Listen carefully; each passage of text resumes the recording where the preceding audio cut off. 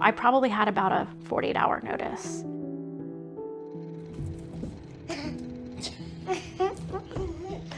They were kind of desperate, I would say, for placement for her. It's a fly. Okay, go back and try again. It's a fly. Okay, well, hold your line. Your line's tripping you. It is more typical to have kids in care longer than I think anyone in the system wants them to be in care. You're always doing things to help Mia, aren't you? Yeah, And take care of her. that's right. So I met Kay in July of 23. I do know she went into care in February of 2022. She suffered physical abuse and neglect, and she had a bit of a hospital stay as well that first year. I said yes to a temporary placement for her, which was a 30-day long placement. It was a roller coaster, but I would say instantly, Kay just makes you, she radiates, you're drawn to her. She wants to play, she wants to laugh. She thrived in our household, and she just thrived with love, honestly. Unfortunately, she was diagnosed with cancer, JMML. It's a very rare form of basically a chronic leukemia. So it's a very long road. When I first heard that, it seemed so unfair that she's already in care. She's already experienced trauma, and now she's gonna have to go through a cancer battle. Just to see how strong-spirited she was, to see there was, she had a feeding tube, she had a port coming out of her, not a complaint at 3 years old. So just seeing the resilience of her, it changed me, so.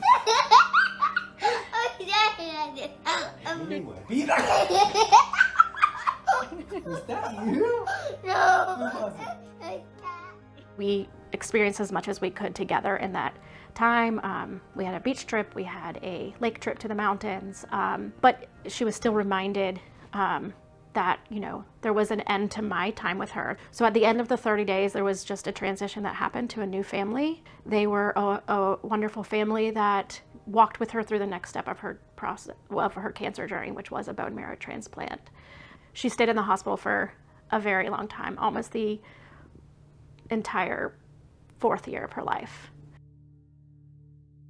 Statistically, when kids move placements, it sets them back, I believe, about 6 months.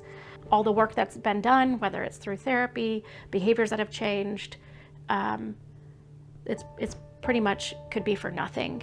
It's not uncommon for there to be multiple placements. She unfortunately had some complications from her bone marrow transplant. The family that had her, they were unable to adopt her, and so she went to a new placement. That placement lasted about 6 weeks before there was some issues that caused that placement to not be an appropriate one. And then she went to, at this point, 5th placement.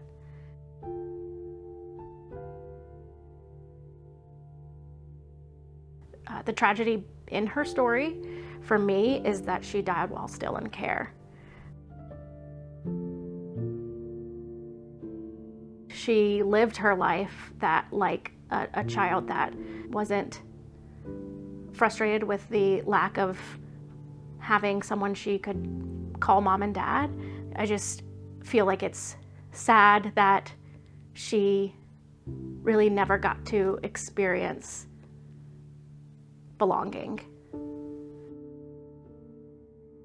We can't, unfortunately, change that kids are going into care as easily as maybe we can change how long they are in care. Permanency means, I love the word belonging. Foster care is loss. It's loss temporarily of a biological family until reunification can happen, and the goal of foster care is reunification. For path to permanency, our goal is just to shorten the time that is currently happening, regardless of adoption or reunification. I have hope. I can't not have hope. I don't think I could do this job without hope.